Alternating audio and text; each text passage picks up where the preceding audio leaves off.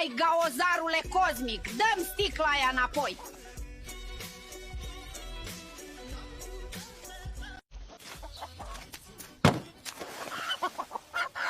Cum să scap eu de tine, drace mică, mai disperat? Am găsit asta în beci la babă. Ia să vedem ce este.